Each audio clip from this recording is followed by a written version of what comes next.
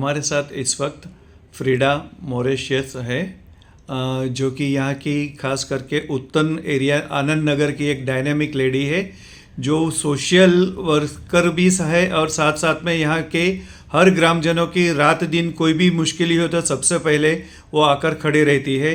जैसे पानी का इश्यू हो, यहाँ भी मेट्रो कार शेड का हो, या धर्मांतरण का हो, या अभी हाल ही में हुआ मराठी अस्मिता के मुद्दे पर हो, वो कोई भी पक्ष के साथ नहीं होते हुए भी वो पॉलिटिक्स में है भी और सोशल वर्कर के साथ काफ़ी है। तो फ्रीडा जी, हाल ही में सबसे पहले जो यहाँ की एक मेन समस्या है वो हम कह सकते हैं कि पानी का था, और यहाँ से पानी की टैंकर की चोरियाँ जो होती है, इस बारे में आप क्या कहती है और क्या क्या आप इस बारे में कहना चाहती हो और करना चाहती हो?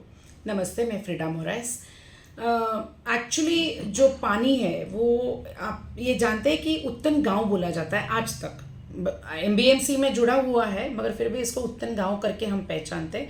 उत्तन में हमारे तलावली, आनंद नगर, तारोड़ी, चौक धक्का, उत्तन, कराईपाड़ा, ये सब गांव आते हैं, पाली वगैरह। तो यहाँ पे मछुआरे और खेतीबाड़ी करने वाले लोग हैं, तो सबकी खेती है। खेती के लिए क्या लगता है? पानी लगता है। तो यहाँ पे लोग इलीगली बोरवेल्स मार के वो पानी टैंकर के द्वारा टैंकर वालों को दे देते, बेच देते, और वो टैंकर यहाँ से इलीगली पानी ट्रांसपोर्ट करता है। तो उस पर हमने एक 1997 में यहाँ के गांव वालों ने एक होके उस पर तोड़ निकाला था। हाई कोर्ट तक गए थे, एक एफिडेविट भी साइन कराया था कि खेती में पानी नहीं मिलता है, क्योंकि एक थोड़े टाइम के बाद, बारिश होने के बाद 1 दिसंबर तक पानी सूखने चालू हो जाता है। तो खेतीबाड़ी को पानी तो उसी टाइम पे लगता है, दिसंबर से अप्रैल मई तक। तो तभी पानी नहीं होता था, तो इन्होंने वो कलेक्टर ऑर्डर करवाए, फिर एफिडेविट साइन करवाया, और उसके बाद भी 97 में कोई डर नहीं, कुछ नहीं। 97 से अब तक कंटिन्यूस चालू था।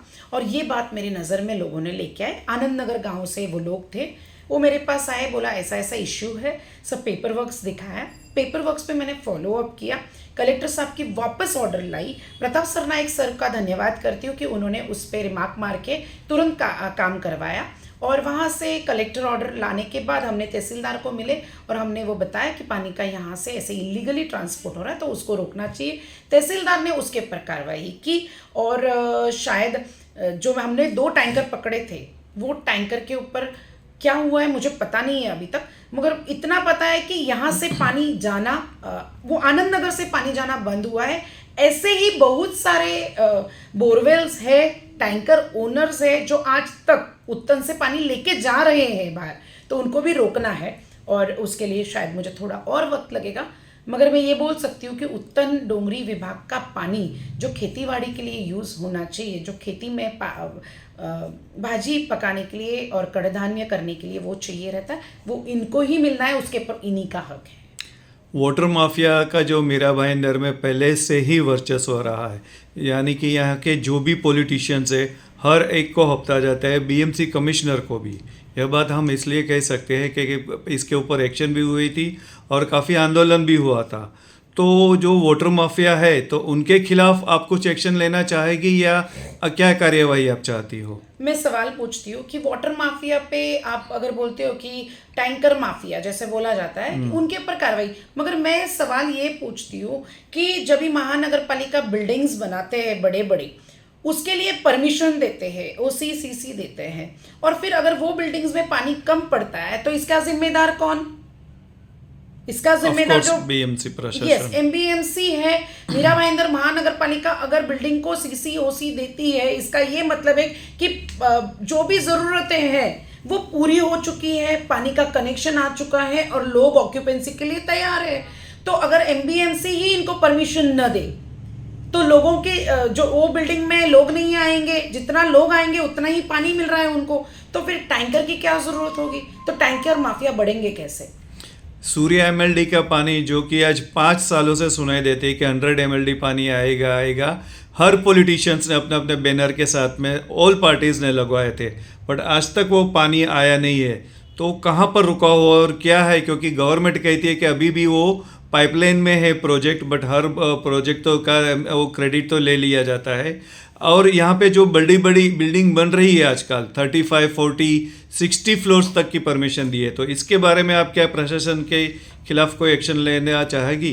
जरूर एक्शन तो नहीं, मैं बहुत छोटी इंसान हूं, मगर ये उन तक पहुंचाऊंगी जरूर कि अगर पानी ही नहीं आ रहा है तो आप परमिशंस बिल्डिंग्स को देख के आप ये काम कैसे कर रहे हैं। और रही बात जो पानी बढ़ाने की बात कि पानी आ रहा है और सब नेता उसके ऊपर अपने इलेक्शन वोट्स ले रहे हैं, तो कहीं ना कहीं लोग जानकार बनने चाहिए कि ये सिर्फ इलेक्शन फंडा होता है, मत जो वोटिंग लेने का एक मुद्दा होता है। तो पानी एक तो ऐसी बहुत बड़ी चीज़ है जिस पे राजकारण होता है।